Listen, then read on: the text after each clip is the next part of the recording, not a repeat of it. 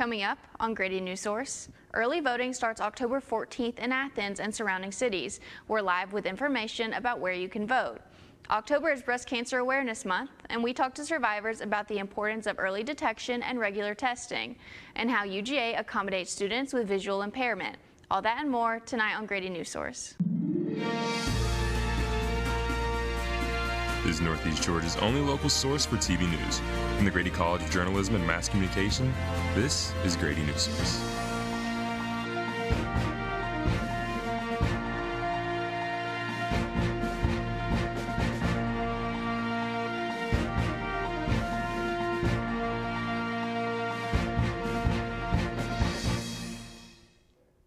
Hello and welcome to Grady Newsource. I'm Catherine Young. As of today, the United States government has been closed for a full week. The shutdown has had an impact on many different aspects of life, one of which is air travel. We now go live to Grady Newsource reporter Derek Oliveros, who's at the Groom Transportation location in Athens, servicing Atlanta Airport. Derek, how has this shutdown affected the Athens-based service? Yes, Catherine, airports and air travel have already been affected by the government shutdown after just 1 week, with many flights across the United States being delayed. Delayed flights have also had an impact on shuttle transportation services, such as Groom Transportation here in Athens.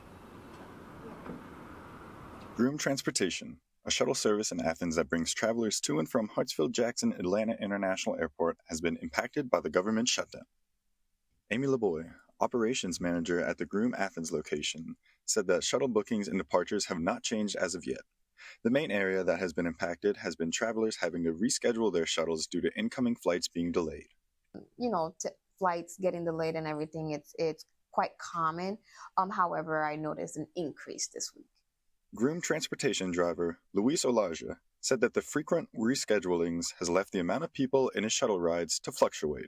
Yesterday, I was supposed to pick up 7 people, but since they all moved to an earlier shuttle, I only picked up 1 person last night from the airport. Groom Transportation's issues caused by the shutdown have remained small, but LeBoy is concerned about the potential of the delays getting to a point where people stop flying altogether. Obviously, if people stop flying, that's less passengers, that's less revenue, less movement for the drivers as well. So it could become a little bit scary when those numbers start going down, because obviously that affects the overall operation. It's interesting to see how the shutdown can affect airports and airport shuttle services, but what's the biggest reason we're seeing delays happening? Yes, these delays are mainly caused by some air traffic control workers deciding not to show up for work. Although federal employees are expected to continue to show up, they will not be receiving pay throughout the duration of the government shutdown. The National Air Traffic Controllers Association encourages workers to continue to stay professional and continue to serve the American people in a statement posted to the NATC website. We will continue to follow this story. Now back to you in the studio, Catherine. Thank you, Derek. Athens-Clarke County Police responded to reports of a gunshot this morning near East Washington Street and North Thomas Street around 10:40. UGA police are urging everyone to stay vigilant and report any suspicious activity. And in Georgia, early voting is right around the corner, and the polling places are getting ready to go. Residents of Athens have a choice of 3 locations to vote early. Grady Newsource reporter Joshua Malik joins us live from the Board of Elections office, where early voting begins on Tuesday. Hey Catherine, how you doing? So as you said, the office in front of me is going to be open from the 14th until the end of the month, where you can come and pick up a ballot that looks something like this one. And then the other 2 polling places, one of them is the regional library, which will be having voting on the Saturday the 25th, and then not again until the very last week of the month in October.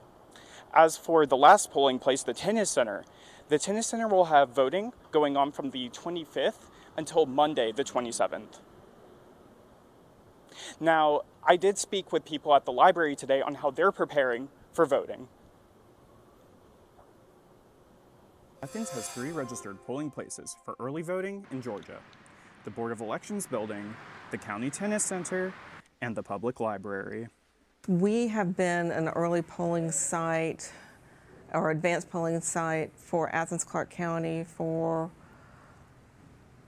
I'm not sure how long, but before the pandemic was probably, a few years before that was when we started, so for quite a while. Trudy Green is the Assistant Director for Learning and Engagement and knows how important the library is to the voting system. But we always have people calling, coming by, when can I vote at the library? They want to wait to vote at the library. So that begs the question, how do you vote here? Well, you start by going to the end of the main hallway, then right through this hallway, you'll enter this room. Well, not exactly this room. The walls here will get knocked down, and the halls will become one spot for people to come in and vote. So no matter what county in Northeast Georgia you are from, you can look up your polling location on the Secretary of State website and early vote between October 14th and the 31st. So what seats can Northeast Georgian residents expect to see on their ballots? So there are 2 public commissioner seats up for grabs in Georgia, along with 3 city council seats in Winder, and both mayoral and city council seats up for grabs in both Jackson and Oconee. Thank you so much, Joshua. Over in DeKalb County, over a dozen people are facing drug-related charges after a narcotics investigation at a gambling area. Agents seized 101 grams of meth, fentanyl, marijuana, and other drug paraphernalia. DeKalb County Sheriff's Office says every gram seized is a potential life saved.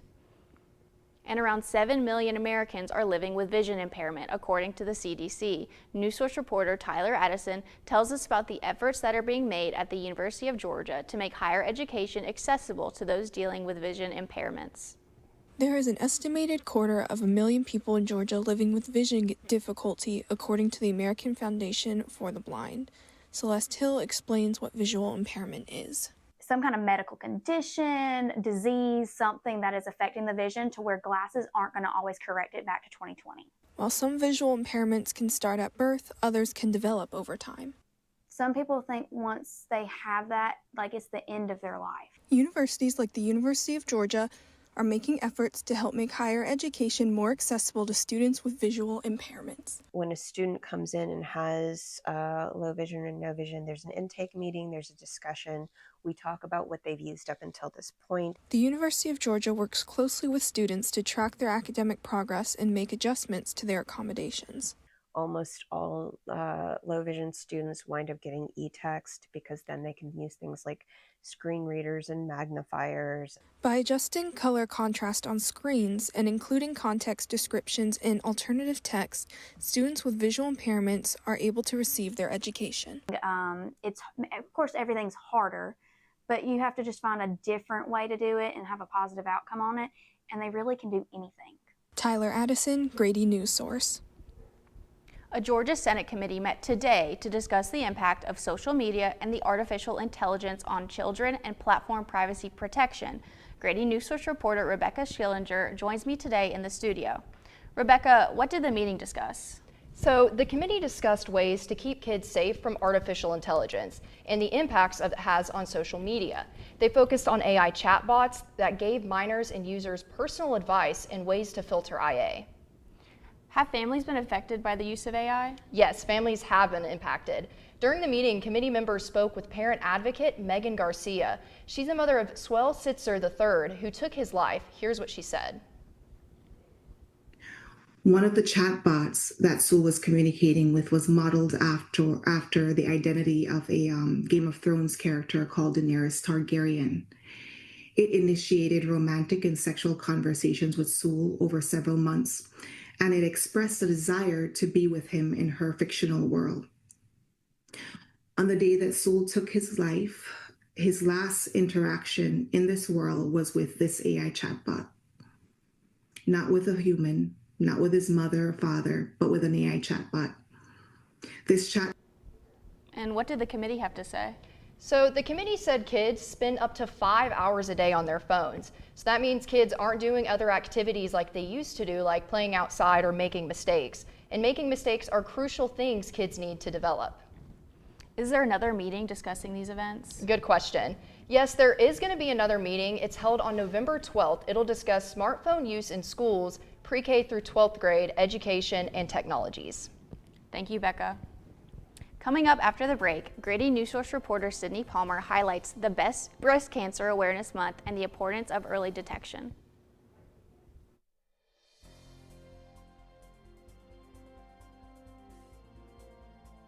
They found the courage to ask her out. No answer. He started to panic. Was he being too pushy? Maybe it was too... Hey, sorry I didn't respond. I was driving. I would love to go on a date. How does tonight sound? Brandon tried to play it cool, but inside he knew. A girl so smart, so responsible. She must be a keeper. You know, a lot of people say, when you're going somewhere, you don't want to look back. But I beg to differ. For her to see her father celebrate his graduation, that's the best feeling in the world. I can't lie and say it was easy. But sometimes you just have to stop everything and take it in. I looked at everything in a different light. I realized it started with me going back and getting my high school diploma. Jordan knows he shouldn't eat this entire bowl of nachos, but tonight he's earned that right. Because a few hours ago, in the middle of happy hour, he recognized a sign. Not from the gods or a bolt of lightning, but from a double heart, a kissy face, and a fourth ha in ha ha ha. That's when Jordan knew he was buzzed. So when it was time to go, he got a ride home instead of driving. Be a legend like Jordan. Recognize your buzzed warning signs and get a ride home. Buzz driving is drunk driving. There is a road laid out for me. First night here, but Amy seems cool. Leading down to the river. I am blind, but I need not see. What do you think? I know this road is there for me. If I'm really free, take me down to the river and walk. October is Breast Cancer Awareness Month. While experts say that breast cancer deaths have gone down, early detection is powerful. Grady Newsource reporter Sydney Palmer shows us how. I know my strength. Strength has a new meaning for Dr. Vivia Hill-Silcott. Your strength comes through tears.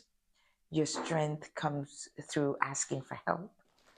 Your strength comes through not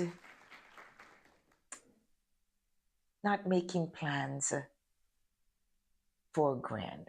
Because 13 years ago, I was sitting at my desk downstairs and the oncologist said his name and I heard carcinoma. After a clean mammogram in May of 2012, Vivia was diagnosed with stage 3 breast cancer 3 months later. So started in September of 2012, chemo started. I did chemo from September until December of that year. And then I took a month off, the month of January.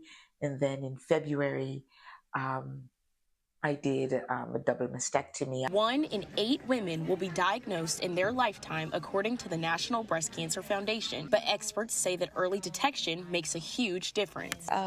Statistics are showing that we are experiencing less and less deaths from breast cancer, and that is owing to the fact that we have earlier and earlier detection. And without it, many women like Vivia would not be here today. Hear how old people think I look. I am 13 years old because that was the day of my diagnosis was the day that I discovered that I could live differently, and I started to do so. So it is not a marathon. It's not a sprint. It is your journey. Joining us live in the newsroom is Grady Newsource reporter Sydney Palmer. Sydney, what does early detection include? That's a great question, Catherine. Early detection really includes self-exams and mammograms. And experts recommend getting a mammogram once you turn 40 annually. So here are some tips that you can do to prepare for the day of your mammogram. Starting off by showering or bathing as you normally would and not using any deodorant, antiperspirants, powders, cosmetics, perfumes, things of that nature. But you can eat and drink and take any daily medications just as you would on any normal day. But experts do recommend taking a pain medication like Tylenol or ibuprofen to help with that pain.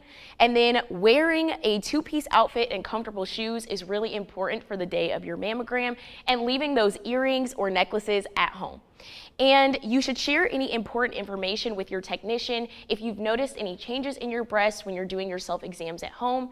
And last but not least, experts really want you to try and relax because the entire mammogram process only takes a few minutes. Back to you in the studio, Catherine.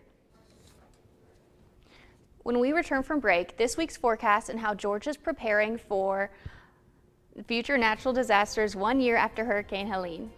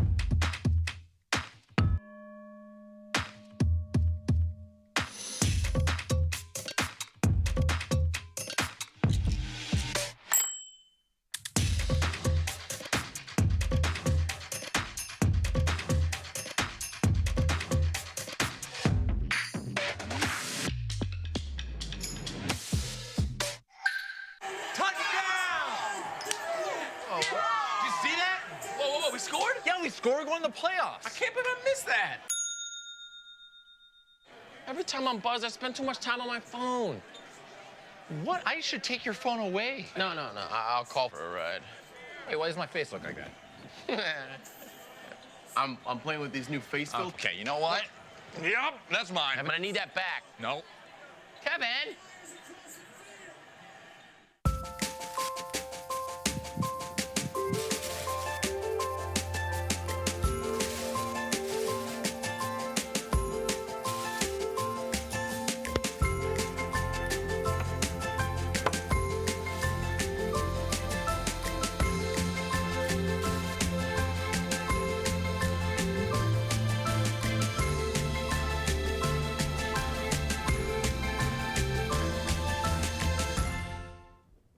Good evening, everybody. My name is Zach, and this is your forecast for the week. We had a bit of a temperatures very high today, 83 degrees, low of 62. But moving throughout the week, as you can see right here, it's going to get pretty low, 70 degrees, and then the lows are going to be 52, 52, 52, and 53 for the rest of the week. But as you can see over the weekend on Saturday and on Sunday over here, it's going to be bright and sunny, so make sure you get outside because the highs are going to be 74 and 75, so perfect weather there for the 5-day forecast. September 27 marked the 1-year anniversary of Hurricane Helene hitting Georgia, claiming 37 lives and costing an estimated $5.5 billion in losses. With the hurricane season underway, I spoke to UGA professor Dr. James Marshall Shepard about what Georgia needs to do to prepare for future storms. We'll have to think carefully about this future generation of hurricanes and how they impact things like our power grid, water supply, telecommunications, and even how we warn for the communication risk associated with hurricanes as well. I think Helene really illustrated the need for a new playbook in many facets of society. These storms are so strong, they're taking a bit longer to wind down as they move inland into Georgia. Helene was an abnormal storm in terms of how it operated, but it won't be the last time we see a Helene in Georgia. Warmer ocean temperatures in the wake of global climate change contribute to more powerful, durable, and destructive hurricanes, which is why inland communities need to start thinking about solutions now to get ahead of the storm. And coming up next, you can hear about the 17-year-old goalkeeper that's been protecting the net for the women's soccer team during their strong season. When I was in foster care,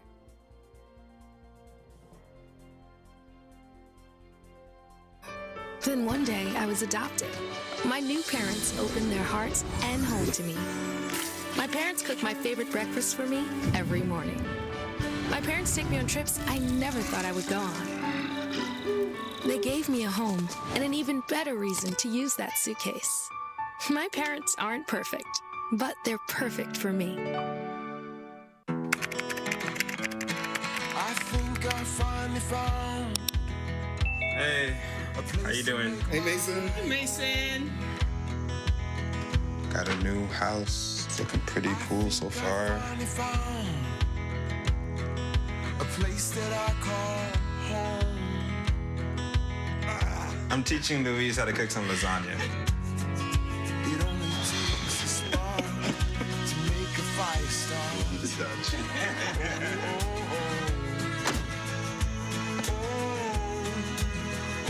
Thank you. Study, please.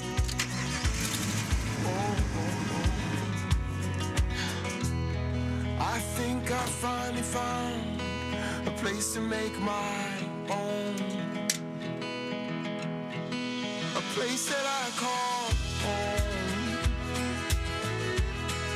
This place that I call home. You're home before sunrise.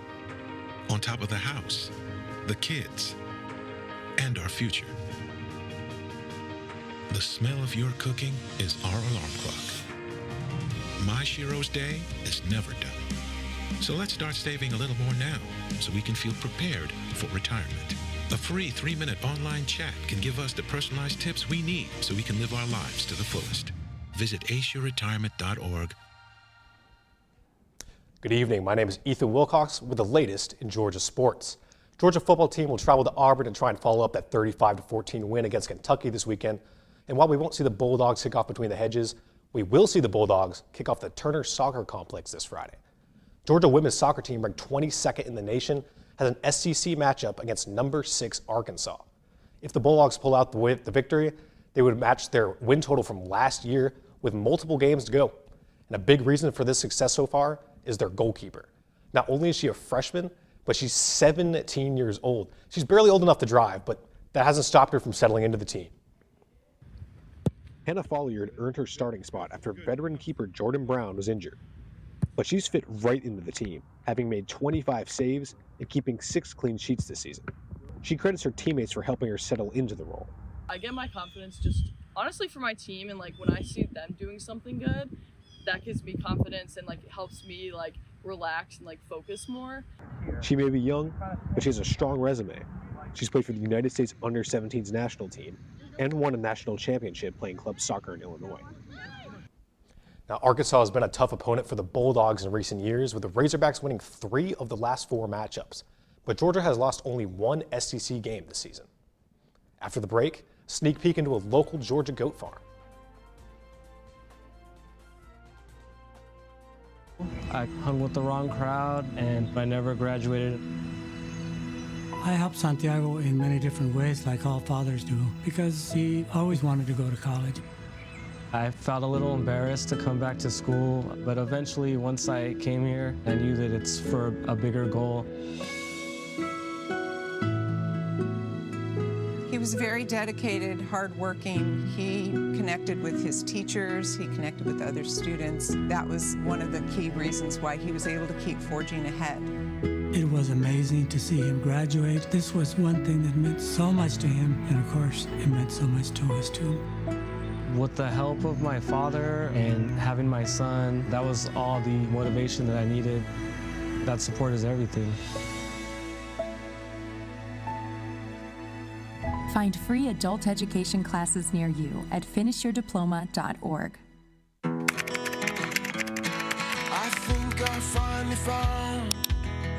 Hey, how you doing? Hey, Mason. Mason. Got a new house. It's looking pretty cool so far. Finally found a place that I call home. I'm teaching Louise how to cook some lasagna. It only takes a spark to make a fire start. The Dutch.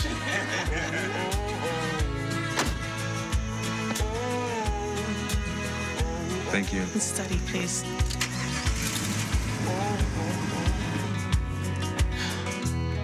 I think I finally found a place to make my own. A place that I call home. This place that I call home. Agua Linda shared with a heavy heart that their founder has sadly passed away. The Athens Mexican restaurant also announced they would be closed today to honor his death and say their final goodbyes. And driving through Georgia, you've probably seen horse farms and cow farms, but have you ever seen a goat farm? Grady Newsource reporter Isabella Farina went to a farm field day education event to learn more about raising your own goats. While you might have enjoyed goat cheese on a charcuterie board, have you ever been to a goat farm? Did you also know you can raise your own goats? Farm Field Day at Latimer Luck Acres Goat and Dairy Farms is a starter guide to all things goats. We are standing in front of the shed where Amanda Latimer, the owner of this farm, is going over all things health related and giving everybody the tips and tricks they need to know when starting to raise their own goats. From vaccines to antibiotics to urinary diseases, citizens learned a lot of health advice, which is especially important here in Georgia. Because we do not have the cold weather and the freezes, long-term freezes that they get, we have an overabundance of things like parasites. The goal of Farm Field Days is to inspire people to learn how to live and function in a simple way. The event is hosted by the not-for-profit organization Regenerative Institute of Community Education, or RICE. Participants learned about the different breeds, temperaments, colorings, and even sounds of different goats. Community Education Director Decton Hilton told me why this education is so important. Well, it gives them a hands-on experience, and it gives them an access to people who are technicians and professionals who can share the ideas and walk them through how to be successful in their business venture. Educational events like these are happening all the time, and the full schedule can be found on the RICE website. For Grady Newsource, I'm Isabel Farina. Joro Watch officially started their 4th annual Joro Spider Spotting Contest. In an effort to monitor and collect data on the spread of the invasive species which came to the U.S. from Asia over 10 years ago, Georgia residents are encouraged to take pictures of the Joro spider for a chance to earn prizes and recognition. Thanks for joining us. We hope to see you again Monday at 5. I'm Catherine Young with Grady Newsource.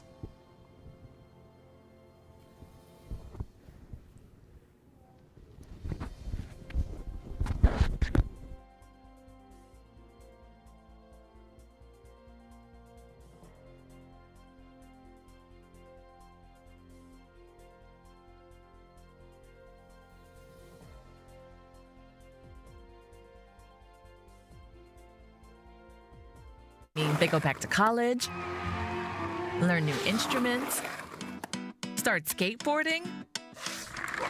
Okay, maybe that one's not for everybody, but saving for retirement is.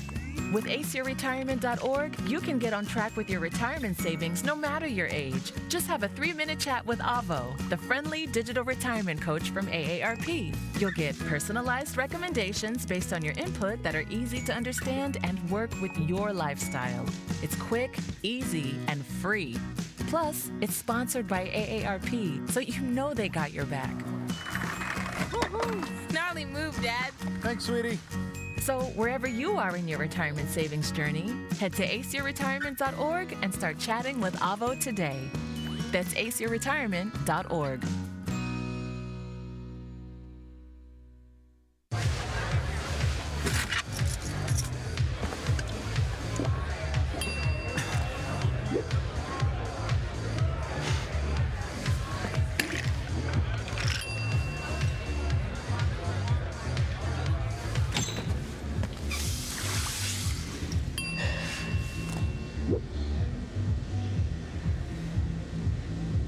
If you need to do something to feel okay to drive, you're not okay to drive.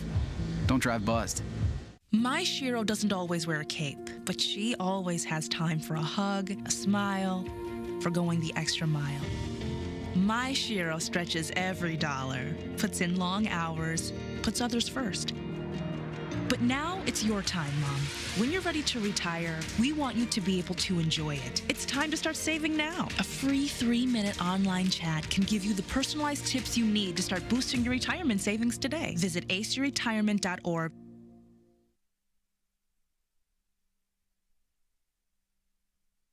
Where are you going, darling? No, I just did the live shot. Oh, Yeah, okay. it does. Oh, so you were a volunteer? Yes. Okay.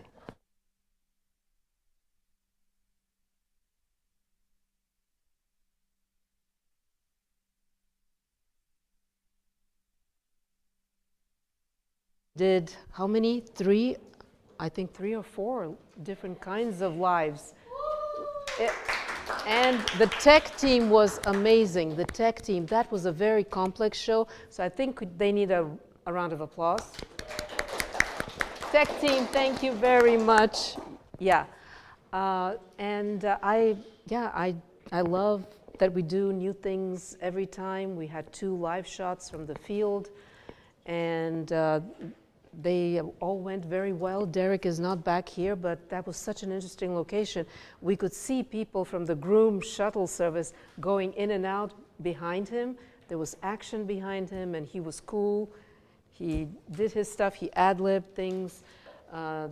That went very well. Josh, yours also went very well. You let go by the end of it. Keep doing that. Keep letting go. But that was also an interesting thing to do, live shot.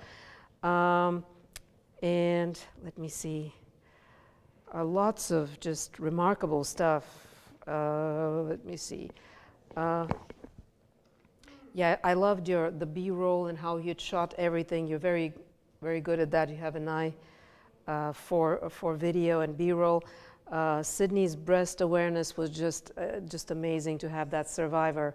Ooh, that was a powerful story, and I just loved how you did the smart board, which added a lot in a different kind of look and format to our show, gave important information in a sensitive way. I thought Tyler's story came together. Where's Tyler?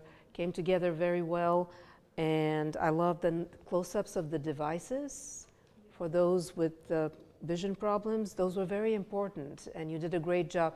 The only thing is that I noticed shaky video, so use a tripod, yeah. But otherwise, the story came together another very important story. So I thought it came together very well. Becca, even though her package fell through, that was another interesting live way to approach a story based on a Senate hearing where we weren't present, but she was able to get permission to use a soundbite, which was very powerful from the survivor. And you saw the difference if you had paraphrased that, just to hear the mother, who lost a child, that was very powerful. And I'm glad you were able to get permission for us to use that in the first place.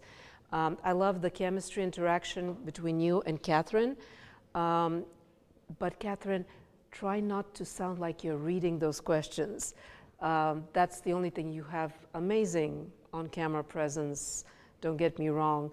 It's just that little thing that I think you don't need to read those questions, because you literally sound like you're reading them. And I know you can do, or at least when you're reading them, make it sound like you're not reading them. But that's the only, I'm nitpicking here because I just want you to be perfect. The two of you, great chemistry. Initially, you were not looking at each other that much, and Becca, you were also focused a little too much on the prompter, but then both of you let go and you were looking at each other, so it's scary out there. But I thought that was another interesting live treatment to our stories and show. Ethan had a very nice graphic, spirited presentation, just a wonderful story of the 17-year-old, very well written. Nice B-roll also, loved the B-roll, especially the one through the net at the end. That was a very interesting shot. So very well done on that. Izzy, very nice goat farm. That was very interesting. Yeah. Again, I love the nat pop of the goat. We even heard a goat. Nice B-roll, sources, everything. I thought also Zach's weather was very good. Getting Dr. Shepard, Marshall Shepard, was quite a catch. And I'm glad that you were able to butt together several interesting thoughts from him. And at the end, I like what you did when we talked about you wrapping up those sound bites before you. So I thought it went very well. I thought those photos you used helped a lot and kind of brought the gravity of the situation. So I thought that went very well. That was a strong segment. And the fact that you ad-libbed, kudos to you. You ad-libbed the weather. If you gave me that again, I could do it 10 times better. That's why you're doing the first time, because now you believe in yourself. Yeah, that went very well. Very strong performance by all of my talented people here. And the MMJs, everybody's stories were very good. The tease, I thought, and our producer was just wonderful. Where is my producer?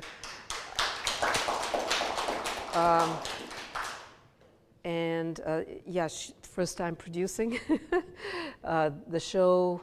You do have a producer mind. The way you structured all the stories, put them together, and thought of all these creative ways. I wanted to especially thank Sydney for the groom. She gave us that idea of how to localize, and that was like our top live, and it came together so well. So thank you for that great idea with the groom.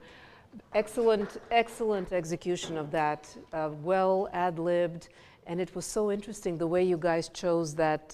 Before you came, I was talking about you if your ears were burning. But we could see people, walking behind you in and out of the groom shuttle service. It was just very interesting. And yeah, it came together very well, but I really have to thank Sydney for giving us that idea, and it was very well executed. You got the driver, even though the driver didn't want to be on camera. That was a good workaround with the voice off. And yes, and you got the manager also to talk to you about real issues. It turned out that they are being impacted. So that was really came together very, very nicely done. So how are you feeling after, you can grab a mic after your first live, right? Yeah. You were very cool and collected. That was my very first live shot. It's good to hear that I appeared cool and collected, because in my earpiece I heard the end of the intro video, and then the next thing I heard was a ringtone. I was getting a spam call, and I was the first thing up in the A block. So it was like all going so well, and then like I heard the ringtone of a spam call, and I got very stressed, but I feel like I was able to press through it, and I was pretty happy with the live shot. There you go, and now nothing else can scare you. Exactly. You've done it. Yeah, we didn't notice that. So that's why we're doing all these lives, and because that helps you gain confidence and deal with unpredictable moments. So, Josh, do you want to share something about your experience?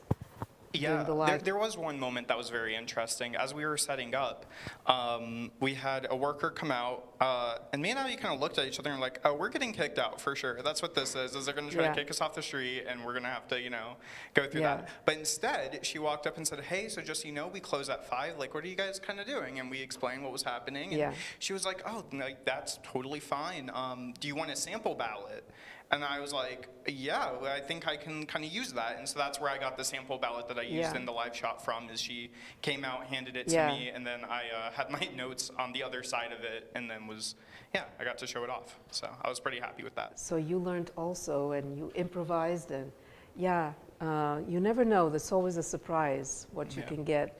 Sometimes it could be an interruption like yours. Sometimes somebody could help you make your live shot even more interesting. Nice. What wonderful experiences. Having said all of this, I want to remind everybody to finish your scripts by 3 p.m. at the latest. I got some really late scripts, and it was a little bit stressful, and to get everybody copy edited on time so that you could get your stories ready. So please finish your scripts on time, be prepared, make sure that you have viable stories, that you have at least one confirmed source so that your whole story doesn't fall through because you have nobody. So I have to say that and remind you guys.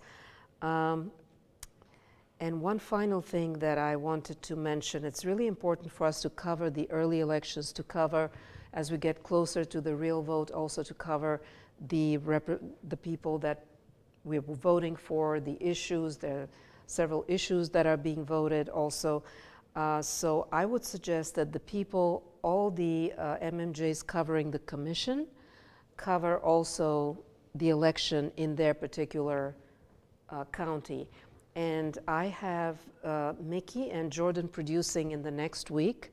And if you guys can look at the schedule and reach out to one of the MMJs that you'd like doing the commission and work with them to do a story for your show that covers one particular county, the election, who's running, what are the issues. So if you could look at the schedule and look at what's feasible. If you don't have an MMJ covering the commission, then work with somebody else from that county and get, like, let's do a story, one story per county leading up to the election. We've got 5. So today we did Athens, so we have 4 left. And that can help inform people leading up to the election. And if you have any other ideas as to how we can cover the lead up to the election, please talk to us, and we can continue to discuss that in the next post-show critiques, so that we cover. That's an important public service.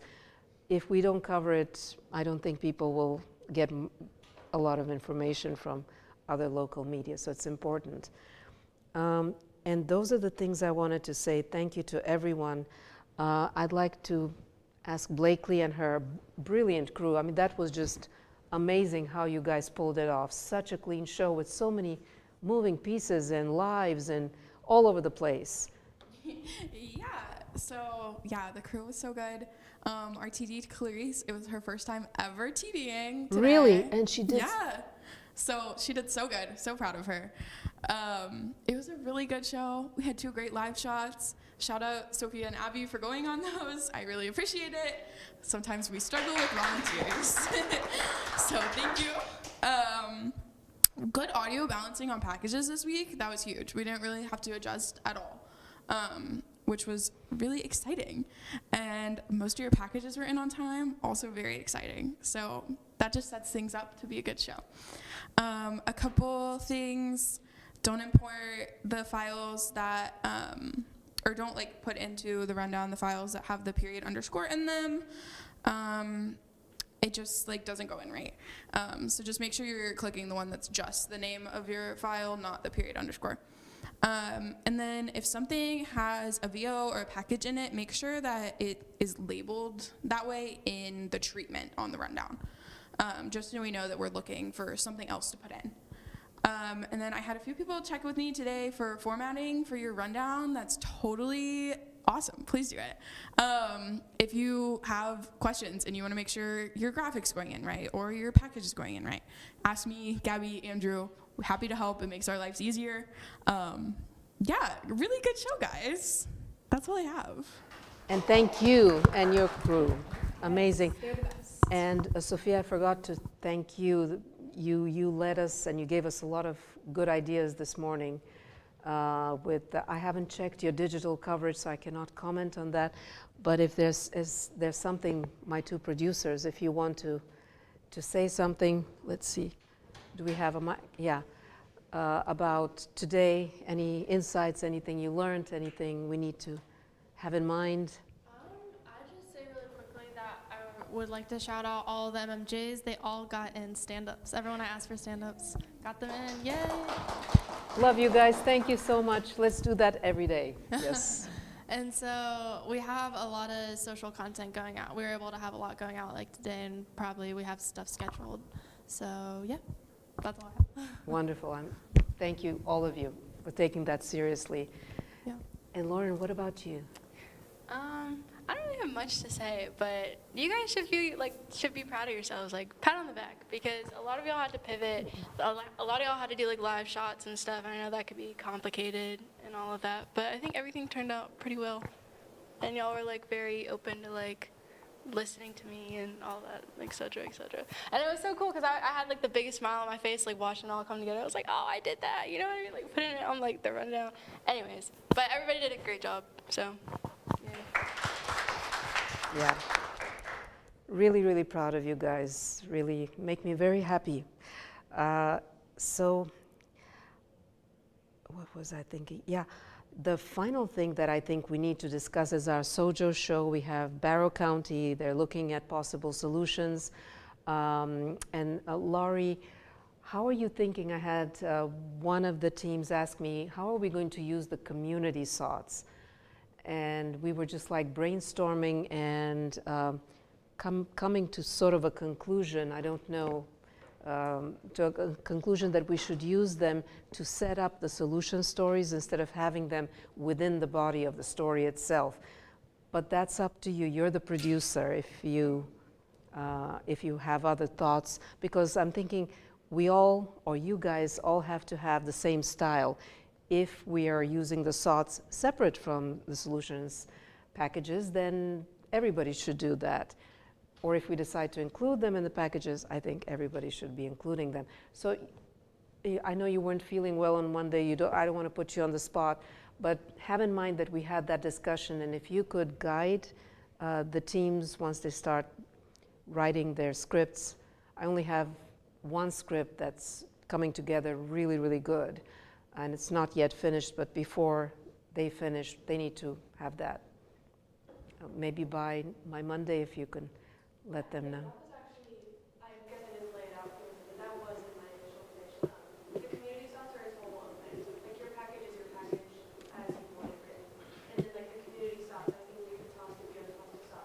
Yeah. So that's its own thing. Good. And Tyler volunteered to be a digital producer. Yeah. So you guys have talked. Yeah, we're there behind the scenes. There's behind the scenes footage that Tyler can take on that footage and start thinking of how to promote the show so that we prime the audience for that and share with them the exciting work we are doing. And Laurie and Tyler, do you want to say anything about any other? Yeah, do you have an idea? We already have one pitch running for digital. I slacked you, I don't know if you saw it yet.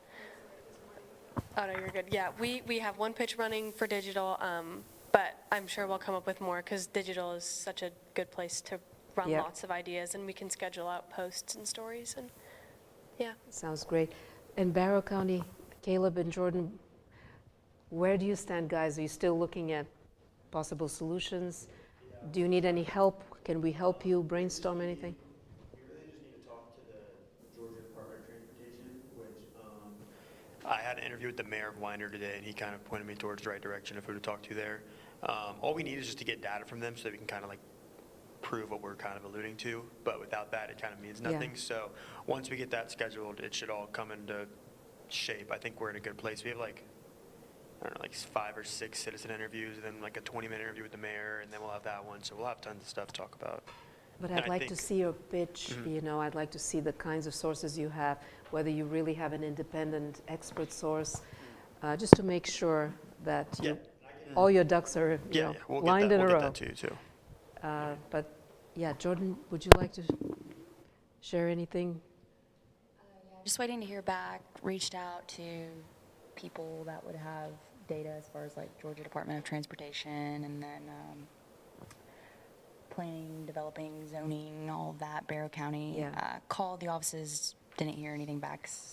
Called them around like 3, so they left emails, and then gonna reach back out. Call, yes. Yeah. Call again, show up, yeah. All right, so you guys are making progress. Am I missing anything? Do we need to talk about something else?